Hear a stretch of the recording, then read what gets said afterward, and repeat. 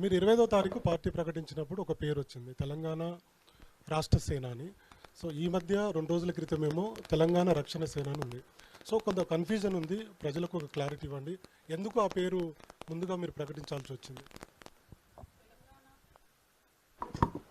తెలంగాణ రక్షణ సేన అన్నది ఎన్నికల కమిషను మాకు ఇచ్చినటువంటి పేరు. ఆ లాయర్ గారితో మాట్లాడి వారి పర్మిషన్తోనే మేము కండువాలు కానీ పేర్లు కానీ అఫీషియల్గా వాడుకుంటా ఉన్నాం. అయితే అంతకన్నా ముందు అనేక కుట్రలు జరిగినాయి. మేము అప్లై చేసిన పేర్లు కానీ ఇంకోటి కానీ రానియొద్దు అని అనేక కుట్రలు జరిగినాయి. కాబట్టి చాలా వ్యూహాత్మకంగా మేము అనేకమైన టాక్టిక్స్ పాల్గొంటూ వచ్చినాం, అనేకమైన టాక్టిక్స్ని చేసుకుంటూ వచ్చినాం. అట్లా రావడం ద్వారానే ఫైనల్గా మా అప్లికేషన్, మేము తెలంగాణ ప్రజా జాగృతితో పెట్టుకున్న అప్లికేషన్ ఏదైతుందో అది మంచిగా ముందుకెళ్ళడం జరిగింది. లేకపోతే అక్కడ కూడా అనేకమైన కుట్రలు జరిగినాయని తెలిసింది కాబట్టి లాంచ్ రోజు ఆ టైం ముహూర్తం సెంటిమెంట్ కాబట్టి నేను ఆ టైంకి అనౌన్స్ చేసిన. పేరు మాత్రం వ్యూహాత్మకంగానే రకరకాలుగా చెప్తూ వచ్చినాం. బట్ అల్టిమేట్గా ఎన్నికల సంఘం నుండి మాకు వచ్చిన పేరు తెలంగాణ రక్షణ సేన.